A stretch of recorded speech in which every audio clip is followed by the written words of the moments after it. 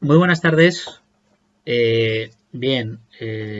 Buenas tardes a todas y a todos. Y la idea de esta sesión de hoy eh, es reflexionar en torno a la lección decimoquinta en relación con la prestación de alimentos entre parientes, ¿no? Es una lección fundamental en el marco del estudio desde la perspectiva del derecho internacional privado español de las cuestiones relativas al estatuto personal. Hemos hablado ya de cuestiones generales en la lección undécima, hemos reflexionado en torno a la celebración y efectos del matrimonio, lección 12. Lo hicimos la semana pasada y creo que lo rematamos con el Kahoot que os planteé en relación con las crisis matrimoniales internacionales, y en la sesión de ayer, martes, estuvimos hablando de cuestiones relacionadas con la filiación natural y sobre todo con la filiación adoptiva, ¿no?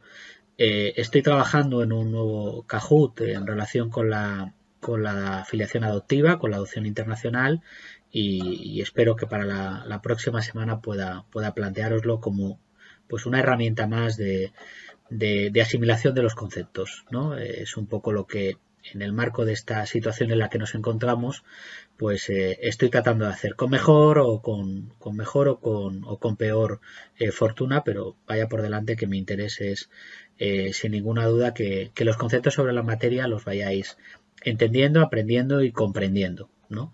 Y todo lo que de alguna manera pues creo que puede ser de interés para vosotros, bueno, los casos prácticos, las lecturas, los materiales, los vídeos, etcétera, bueno, pues de alguna manera creo que ponen de manifiesto el interés que tengo porque podáis entender, comprender y asimilar el derecho internacional privado español en una situación como es la actual, que es bastante compleja, ¿no? Bien, os decía que rematamos en parte el estudio del estatuto personal, reflexionando hoy en relación a la prestación de alimentos. Cerraremos el estudio del estatuto personal la semana próxima cuando nos refiramos a las sucesiones internacionales, ¿no? Bueno, ¿qué cuestiones de interés tiene la prestación de alimentos? Cuestiones de interés que vienen representadas por una batería normativa novedosa para vosotros, una nueva regulación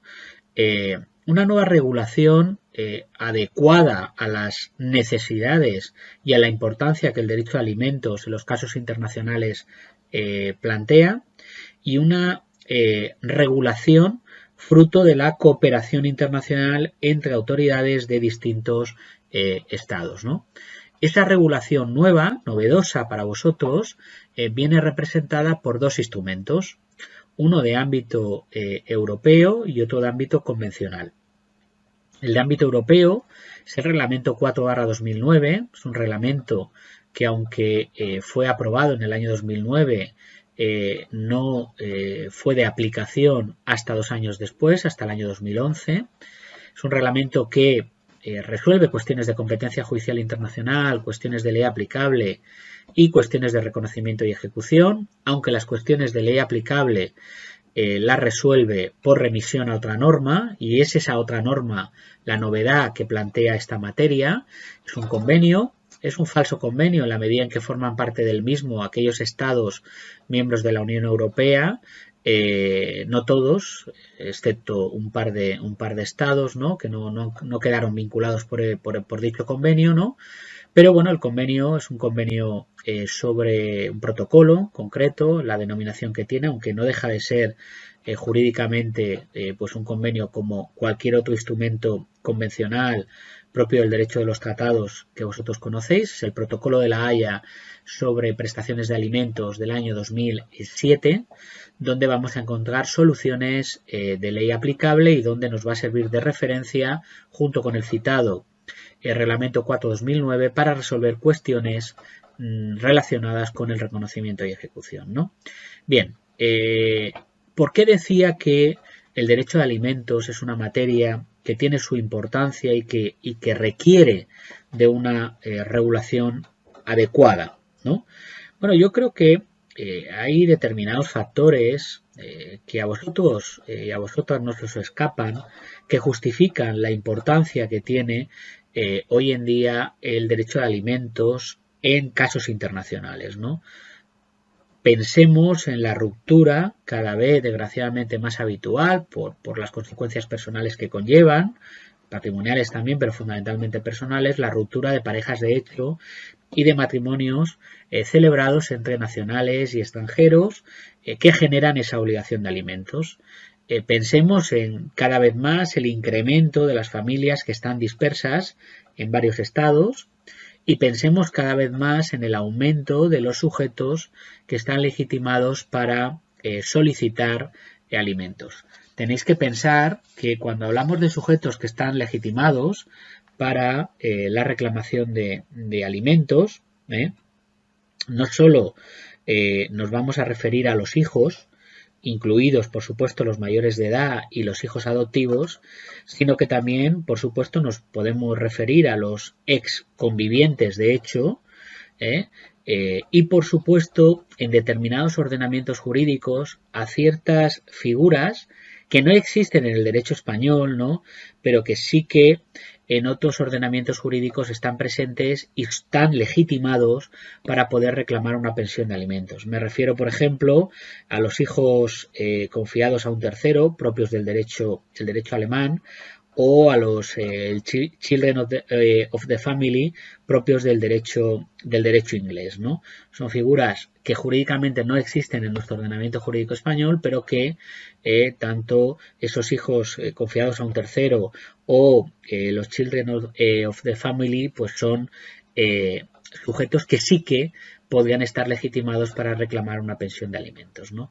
Bueno, dada la importancia que tiene la materia, yo creo que antes de entrar a analizar las cuestiones referidas al derecho internacional privado, competencia judicial internacional, derecho aplicable y reconocimiento y ejecución, sí que me gustaría dar algunas ideas, más bien refrescar algunas ideas acerca de la calificación jurídica de esta materia, ¿no?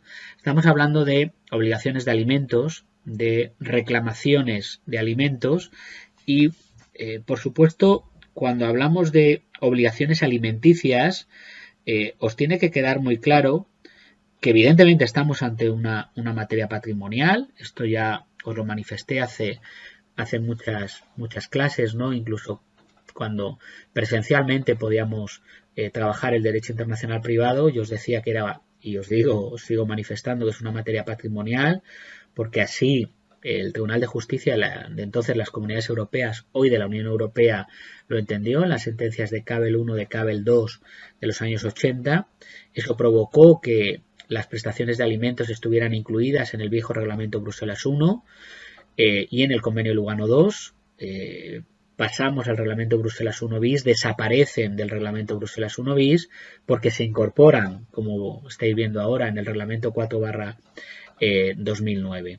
Es una materia patrimonial, lo debemos entender de esa manera, que tienen su reflejo a efectos del derecho internacional privado en el convenio Lugano II y, como luego veremos, en el reglamento 4/2009 y en ese protocolo de la Haya del 2007, ¿no? Bien, pero cuando hablamos de prestaciones de alimentos, de obligaciones alimenticias, ¿a qué nos estamos refiriendo? Vosotros y vosotras que habéis estudiado derecho civil, materia de familia, sabéis que cuando hablamos de obligaciones alimenticias nos estamos refiriendo a qué? A la obligación que un pariente tiene respecto a otro por sus vínculos familiares. Y es una obligación que tiene para satisfacerle sus necesidades mínimas vitales, personales y patrimoniales.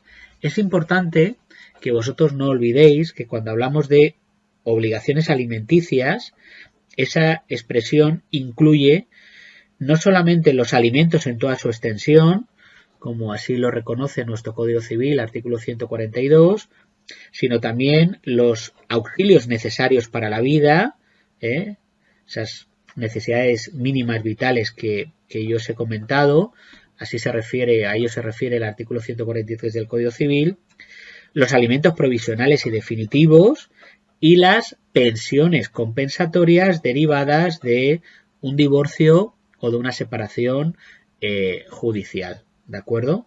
Entonces, es un concepto amplio, pero que al final viene referido a esa obligación que entre parientes o exconvivientes existe derivada de esa relación personal que se ha tenido y que consiste en ayudar a satisfacer, ayudar económicamente a satisfacer y a cubrir esas necesidades mínimas, vitales, personales y patrimoniales, ¿no? Bien, cuestiones de derecho internacional privado, ¿no? Vamos a hablar de competencia judicial internacional, de ley aplicable y de eficacia internacional de decisiones en materia de alimentos, ¿no? Hablemos en primer lugar de la competencia judicial internacional. Mirad, repetimos nuestro esquema de fuentes de derecho internacional privado. Nos centramos en primer lugar en el régimen institucional, en su defecto régimen convencional y finalmente el régimen autónomo. Hasta el momento vosotros sabéis y vosotras sabéis que los criterios de determinación de la competencia que en materia de prestación de alimentos tenemos y a los que podemos referirnos vienen representados en el plano de la Ley Orgánica del Poder Judicial, régimen autónomo, por los artículos 22 bis, 22 ter y el 22 quater, en este caso letra F, si no recuerdo mal, ¿no? Letra F, ¿no? El 22 bis y 22 ter, eso lo tenéis claro, sumisión expresa tácita, domicilio del demandado en España, y 22 quater, efectivamente letra F, cuando dice en materia de alimentos, los juzgados y tribunales españoles serán competentes cuando el acreedor o el demandado de los mismos tenga su residencia habitual en España o si la pretensión tal. Bien, dicho lo cual, me gustaría que no olvidarais algo, el convenio Lugano II, lo hemos recordado hace un momento, cubre las prestaciones de alimentos. Luego daremos por buena el principio de autonomía de la voluntad previsto en los artículos 23 y 24 y el foro específico que en concurrencia con el domicilio del demandado del artículo 2, el convenio Lugano II prevé en su artículo 5.2. ¿Cuándo acudiremos a estos foros de competencia? Pues lógicamente ante una reclamación de alimentos, estando domiciliado el demandado en Suiza, Noruega, Islandia o Liechtenstein. Bien, en el plano institucional, y esta es la gran novedad, y la gran novedad que lo que hace es desvirtuar, restarle virtualidad práctica a los foros que os acabo de comentar previstos en la Ley Orgánica del Poder Judicial, la novedad viene representada por el Reglamento 4/2009. Es un reglamento, como os decía, europeo. Forman parte del mismo los 28 Estados miembros de la Unión Europea. Es un reglamento que sustituye a los foros de competencia previstos en el viejo reglamento Bruselas I, el 44/2001, que a pesar de que resuelve cuestiones de competencia judicial, ley aplicable y reconocimiento y ejecución, las soluciones de ley aplicable son soluciones por referencia a otra norma, como os he dicho, al protocolo de la Haya del 2007. Es un reglamento que es de aplicación desde el pasado 18 de junio del 2011, ¿de acuerdo? Es decir, entró en vigor en el 2009, creo que fue en enero del 2009, el 30 de enero del 2009, pero solamente empezó a aplicarse a reclamaciones de alimentos suscitadas con posterioridad a, creo que era el 18 de junio del 2011. Bien. ¿Cuáles son los criterios de determinación de la competencia que se establecen? Acudiremos a este reglamento 4/2009 cuando estemos ante una reclamación de alimentos. Ya hemos dicho qué entendemos por reclamación de alimentos y encontrándose domiciliado el demandado en alguno de los 28 estados.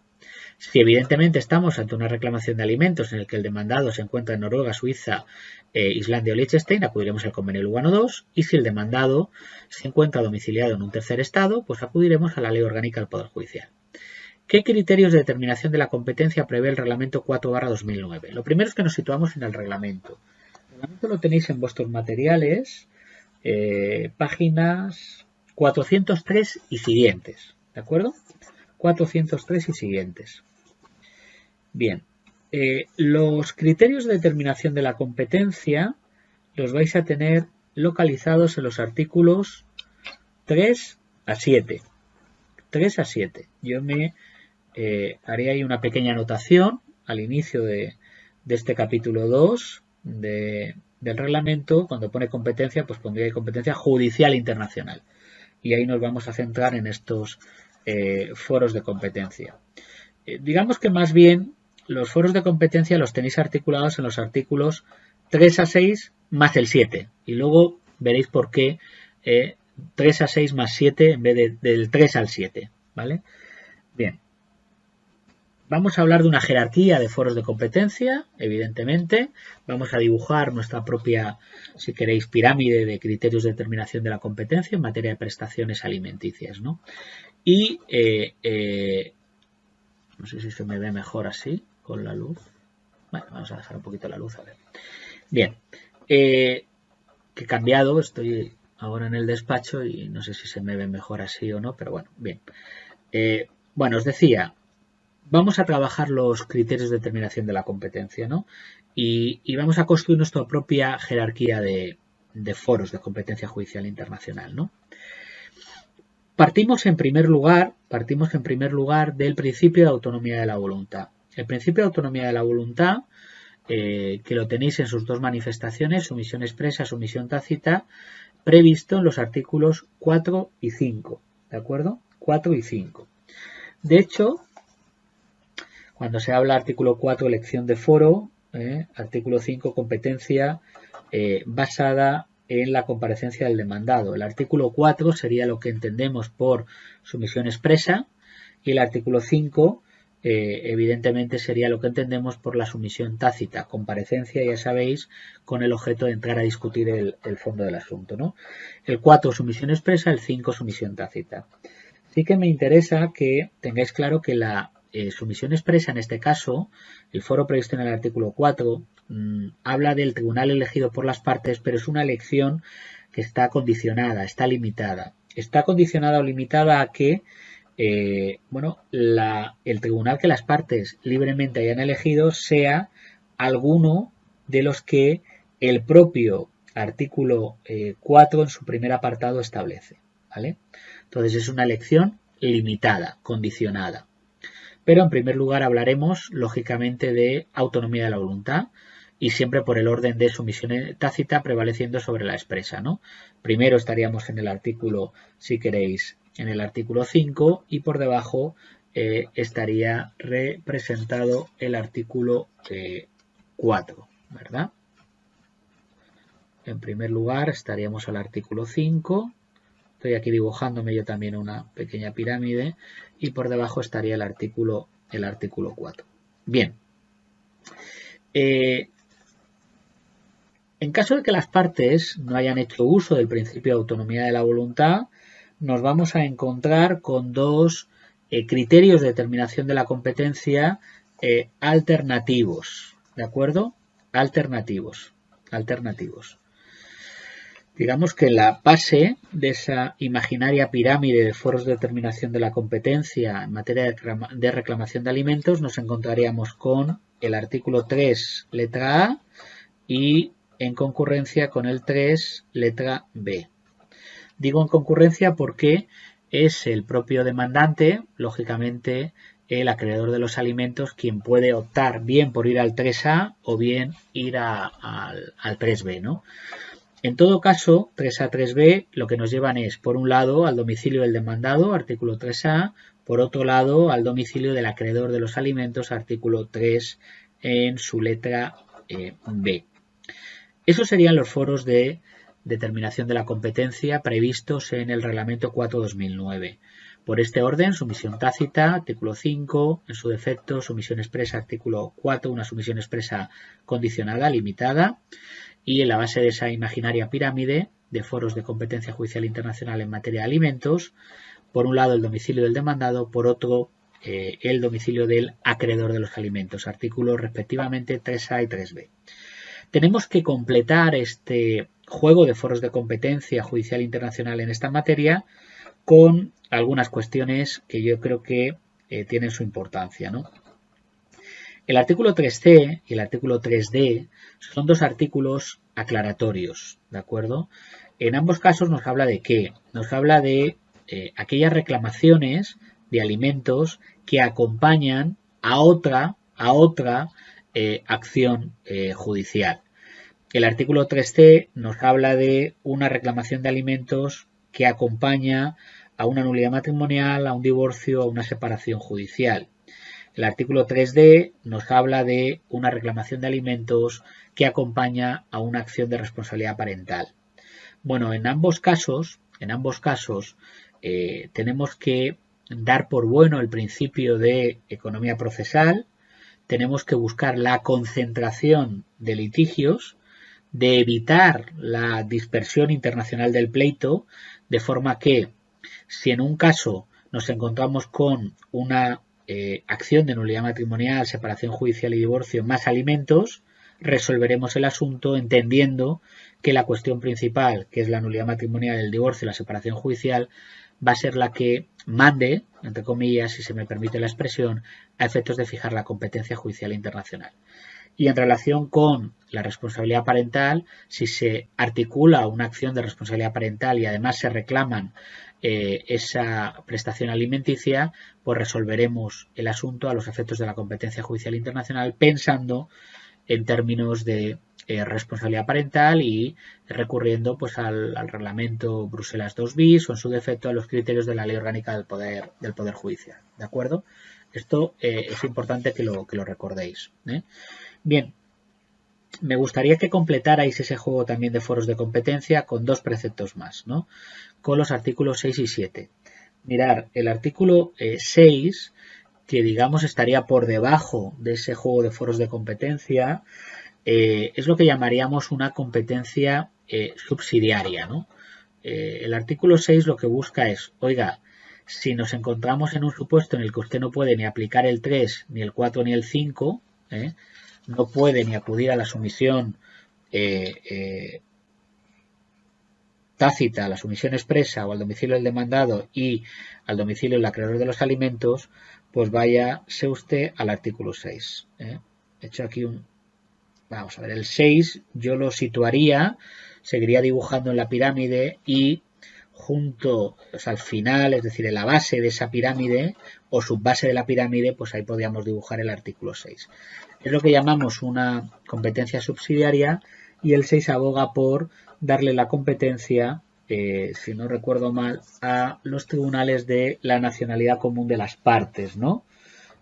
Habla aquí, evidentemente, de serán competentes los órganos jurisdiccionales del Estado miembro del que las partes tengan nacionalidad común, la nacionalidad común de las partes, ¿de acuerdo? Y finalmente tengo un artículo 7 que también lo podríamos situar, ¿no? Bueno, pues digamos por debajo de ese artículo 6, el 7 sería lo que en Derecho Internacional Privado llamamos un forum necessitatis, ¿no? Es decir, si no se puede aplicar ni el 3, ni el 4, ni el 5, ni el 6, bueno, pues que se declare competente el órgano jurisdiccional del Estado miembro con el que exista alguna conexión suficiente. Y por conexión, pues podemos entender pues la nacionalidad, la residencia, la permanencia, cualquier elemento que un órgano jurisdiccional, elemento subjetivo u objetivo que le permita conectarse con el pleito, ¿no? Lo que se busca al final es que exista una competencia judicial internacional, ¿no?, en favor del órgano jurisdiccional de un Estado miembro. Es decir, es difícil que vayáis al forum necessitatis, y de hecho es además yo creo que hasta peligroso porque al final dejamos al órgano jurisdiccional que interprete, pero bueno, en determinadas ocasiones si estuvierais en un supuesto en el que no le podéis dar la competencia al órgano jurisdiccional de un Estado miembro y queréis forzar esa competencia, bueno, pues abrir la caja del artículo 7 y a ver si a través de ese forum necessitatis el órgano jurisdiccional de ese Estado se declara competente, ¿no? Bien, una vez que tenemos claro cuáles son los criterios de determinación de la competencia, llega el turno de fijar la ley aplicable. Existe, yo creo que algo que aquí es curioso, ¿no? Estamos ante una materia que la hemos calificado jurídicamente de patrimonial, pero a efectos de determinación de la ley aplicable, nuestro punto de partida no es el artículo 10 del Código Civil, sino es el artículo 9 del Código Civil. En concreto el artículo 9.7. Lo que ocurre es que el artículo 9.7 no deja de ser sino una norma vacía de contenido en la medida en que no articula soluciones de ley aplicable. El 9.7 nos remite al reglamento 4/2009. Entonces el 9.7 queda desplazado por el reglamento 4/2009, pero eso en la práctica no significa que cuando vosotros estéis articulando cualquier escrito procesal no tengáis que manifestarle al órgano jurisdiccional cuál es el origen del reglamento 4/2009 a efectos de ley aplicable. Y el origen está en el 9.7. El 9.7 queda desplazado por el reglamento 4/2009, en concreto por el artículo 15 del reglamento 4/2009. Lo que ocurre es que uno llega al artículo 15 del reglamento 4/2009 y lo que observa que es, pues que el propio artículo 15 es un artículo que no establece soluciones de ley aplicable. Es un artículo también indicativo en la medida en que me indica dónde está la solución de ley aplicable. Y la solución está, según el artículo 15, en el protocolo de La Haya del año 2007, de 23 de noviembre del 2007, sobre ley aplicable a obligaciones alimenticias. Insisto, en una idea que he manifestado antes, hablamos de protocolo, pero no deja de ser sino un verdadero y un auténtico convenio internacional que tiene una fuerza erga omnes, es decir, que basta con que se declare competente el órgano jurisdiccional de un Estado vinculado por ese protocolo para que lo aplique, aunque lo sufra de alguna manera algún sujeto que es nacional de un Estado no firmante del mismo. El protocolo, a efectos de competencia, de ley aplicable, forman parte los 28 Estados miembros, ¿de acuerdo? Y a pesar de ser un protocolo, un convenio internacional, bueno, pues el ámbito está circunscrito a los 28 Estados y es el Tribunal de Justicia, lógicamente, de la Unión Europea, bueno, pues el órgano que tiene entidad para poder resolver cualquier problema de interpretación o de aplicación del mismo. Resuelve problemas de determinación de ley aplicable en sus artículos 3 a 8.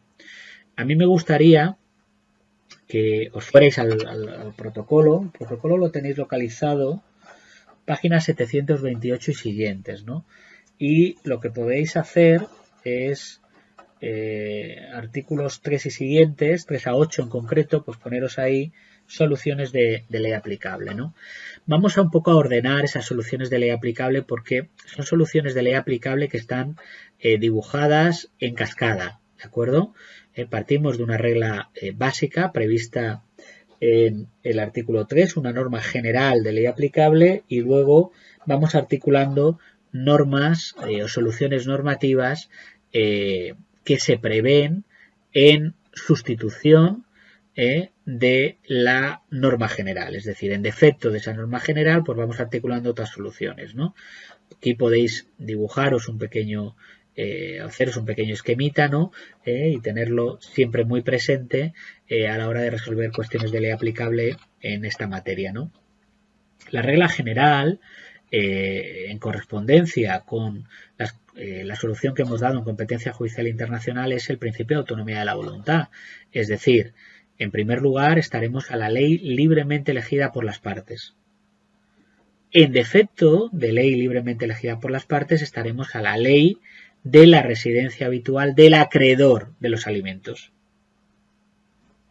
En defecto de ley de residencia habitual del acreedor de los alimentos, estaremos a la ley interna de la autoridad que se ha declarado competente.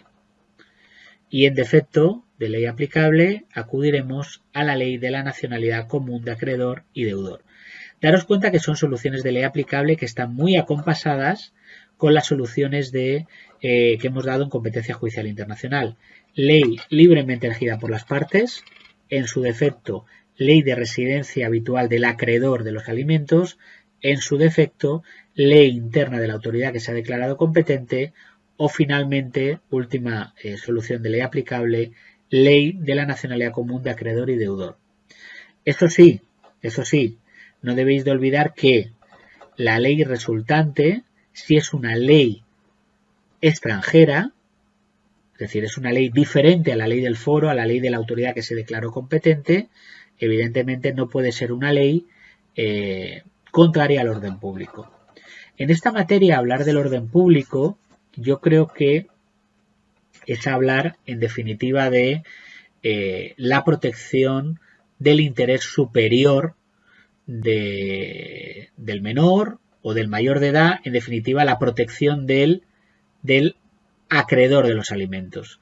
Yo creo que aquí hablar de orden público es hablar del favor alimentario. Yo recuerdo una sentencia de la Audiencia Provincial de Lleida, año 2016, noviembre del 2016, en el que se hablaba precisamente de una reclamación de alimentos, ¿no? Y se decía, en concreto, era un problema de reconocimiento y ejecución de la sentencia extranjera en materia de reclamación de alimentos. Y ahí se articulaba como un criterio para impedir esa ejecución de esa sentencia el interés superior del menor. El interés superior del menor yo creo que puede ser un buen indicativo para entender qué es el orden público en materia de obligación de alimentos, para entender qué es el orden público pues en materia de responsabilidad parental o en materia de separación judicial o divorcio, ¿no? Yo creo que aquí el principio del favor alimentari debe ser el criterio con el que el orden público, bueno, pues se identifique, ¿no? El favor alimentario. Perfecto. Bien. Ley libremente elegida por las partes, en su defecto ley de residencia habitual del acreedor, en su defecto ley interna de la autoridad competente o finalmente la ley de la nacionalidad común del acreedor de sus alimentos. 9.7 del Código Civil, que me lleva al 15 del reglamento, y el reglamento 4/2009 me lleva al protocolo de la Haya 2007, artículos 3 a 8. Hablamos de reconocimiento y ejecución de resoluciones judiciales en esta materia, de efectos de decisiones extranjeras en materia de obligaciones alimenticias. Aquí el problema con el que nos vamos a encontrar es la pluralidad de instrumentos aplicables, ¿no? Porque tenemos el Reglamento 4/2009, el Convenio de Lugano II y la Ley de Cooperación Jurídica Internacional en el orden civil. ¿Cuándo acudimos a cada uno de esos instrumentos? Bueno, pues yo creo que tenemos que ser conscientes en función de, no de la materia, sino del estado de origen y el estado de recepción, ya lo sabéis. Si el estado de origen es un tercer estado, es una sentencia que emana de Rusia y que pretende hacer valer en España, pues tendré que acudir a la Ley de Cooperación Jurídica Internacional en el orden civil. Si se trata de una sentencia en materia de obligaciones alimenticias que proviene o que pretende hacer valer y o recordarlo, artículo 64 Convenio de Lugano II de Suiza, Noruega, Islandia o Liechtenstein, pues acudirá al Convenio de Lugano II. Y finalmente, si es una resolución judicial en materia de alimentos, siendo el estado de origen y el estado de recepción, ahí sí es un y, un elemento de conexión como es esa conjunción, ¿no? Y estado de origen y estado de recepción, alguno de los 28 Estados miembros de la Unión Europea, acudirá al Reglamento 4/2009. Bueno, el juego de la Ley de Cooperación Jurídica Internacional en esta materia lo conocéis, artículo 46, los motivos de denegación.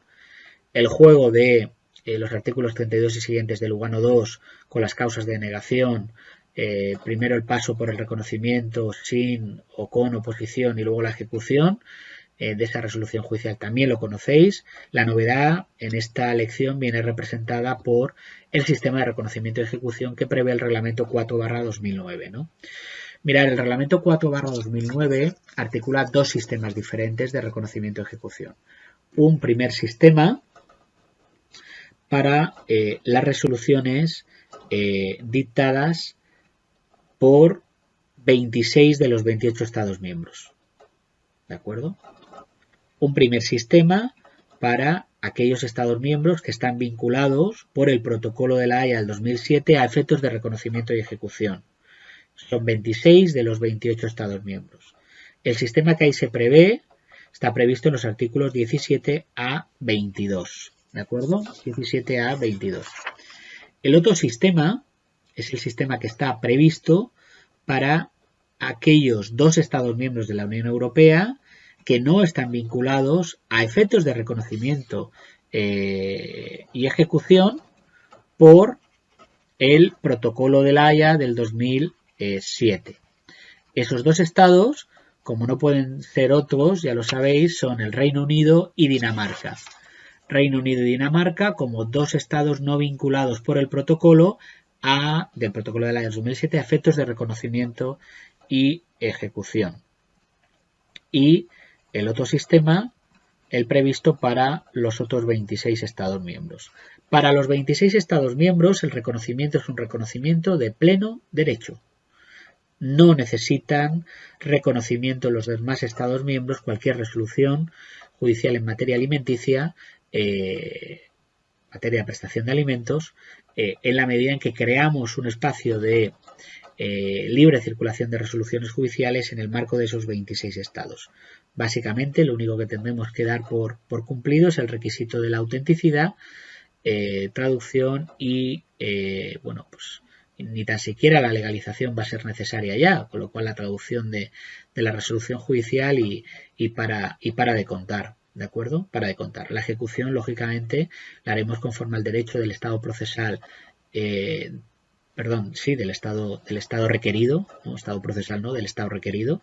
La haremos conforme al derecho procesal del Estado requerido, ¿de acuerdo? O aquí no es necesario exequatur, sino que vamos a una resolución judicial que va a ser libremente sin ningún requisito que cumplir a efectos de reconocimiento en el marco de los 26 estados miembros, y luego una ejecución conforme al derecho procesal del Estado requerido. En definitiva, se le da un tratamiento nacional a las resoluciones que han sido dictadas por autoridades públicas de cualquiera de los 26 estados miembros. Sin embargo, cuando hablamos de resoluciones que provienen del Reino Unido o Dinamarca, o pretendemos hacer valer una resolución judicial en materia de alimentos en el Reino Unido o Dinamarca, tenemos que articular los artículos 23 y siguientes del propio reglamento, y nos vamos a un reconocimiento basado en el cumplimiento o no de una serie de motivos de denegación. Motivos de denegación a los que se refiere el artículo 24 y que siempre descansan sobre la misma idea. Control de la competencia judicial internacional de la autoridad de origen, que no sea esa resolución judicial que se pretende hacer valer inconciliable con un procedimiento ya abierto, con una sentencia ya dictada, la autenticidad, representada aquí lógicamente solo por la traducción de dicho documento, que se hayan respetado los derechos de defensa de las partes y que en ningún caso esa resolución judicial se entienda que es contraria al orden público del Estado requerido. Si pasa el filtro del reconocimiento, entonces iríamos a la ejecución, y la ejecución de esa sentencia la vamos a hacer siempre conforme al derecho procesal del Estado requerido. Así lo establece el artículo 26 del propio reglamento. Cabe, por supuesto, una ejecución parcial de la resolución judicial, siguiendo un sistema o el otro, el de los 26 o el de Reino Unido y Dinamarca. Siempre vais a tener que dirigiros, en el caso nuestro, pues al juzgado de primera instancia, el lugar donde resida aquel contra el que se pretende hacer valer esa ejecución de la sentencia, y bueno, no cabe en principio una revisión de la resolución sobre el fondo del asunto, aunque, como os he señalado antes, el orden público no deja de ser sino un requisito a tener en cuenta a la hora de darle eficacia a esa resolución judicial extranjera en territorio español, en nuestro caso, ¿no? Con lo cual el orden público, en definitiva, sí que supone una revisión sobre el fondo del asunto. Entendemos que el no hacer una revisión sobre el fondo del asunto lo que supone en la práctica es que no cabe una modificación del sentido en la resolución judicial del Estado de origen. Podemos decir que reconozco y ejecuto total o parcialmente, o no, o hay un no reconocimiento y ejecución. Lo que no cabe es entrar a discutir el contenido de esa resolución judicial del Estado de origen, ¿no? Bien, me gustaría, bueno, pues terminar esta lección primero insistiendo en la idea de que tengáis los instrumentos bien localizados, Reglamento 4/2009, el Protocolo La Haya 2007, y por supuesto pues los clásicos foros de competencia de la Ley Orgánica del Poder Judicial, el 9.7 del Código Civil, los criterios de reconocimiento y ejecución previstos en la Ley de Cooperación Jurídica Internacional, ¿no? Y bueno, los criterios de determinación de la competencia y reconocimiento y ejecución del Convenio de Lugano II. Una vez que los tengáis ya bien identificados, yo creo que puede ser el momento de resolver un supuesto que os planteé, ¿no? Era un caso, Francisco Romero, un español residente en Oslo, Noruega, que contrae matrimonio con una ciudadana francesa, residente también en Oslo, ¿no? Y que, bueno, tras una serie de vicisitudes, ¿no? Pues es Margot la que pretende reclamar a Francisco Romero en nombre de su hijo, pretende reclamarle pues una prestación de alimentos, ¿no? Entonces tenemos como acreedor, si no estoy equivocado, a Margot, que era ciudadana de nacionalidad francesa con domicilio en Noruega, y como parte deudora, como parte demandada, tengo a Francisco Romero, es decir, a un español con residencia en España. La primera pregunta que os formulo es si o qué tribunales podían conocer de la reclamación de alimentos de Margot. Bueno, estamos hablando de un demandado domiciliado en España, Francisco, una materia como es la prestación de alimentos, luego el instrumento jurídico entre Reglamento 4/2009, Convenio de Lugano II, Ley Orgánica del Poder Judicial, el instrumento es el Reglamento 4/2009. Cuando hablamos de qué tribunales se pueden declarar competentes, si acudimos a ese juego de foros de competencia que hemos dibujado en una estructura piramidal, en la cúspide hemos señalado como primer criterio de determinación de la competencia el artículo 5, la sumisión tácita, aquí no se da. En su defecto la sumisión expresa, artículo 4 tampoco se da. Bueno, pues podríamos optar bien artículo 3A, el domicilio del demandado, en este caso España, ¿verdad? Bueno, pues serían los tribunales españoles los competentes para conocer de esta demanda. Artículo 3A, tribunales competentes los españoles. 3A, reglamento 4/2009. El 3B aquí no operaría porque le darías la competencia a Noruega y Noruega no está vinculada por el reglamento. Acudir a los artículos 6 o 7, yo creo que en este caso no tiene mucha lógica, ¿no? Es decir, el 6 difícil porque no hay una nacionalidad común, ella es francesa y él es español, y el 7 está previsto cuando no operan ni el 3, 4, 5, 6, y en este caso sí que el 3A, domicilio del demandado, tiene su operatividad, con lo cual tribunales competentes los españoles, artículo 3A, reglamento 4/2009.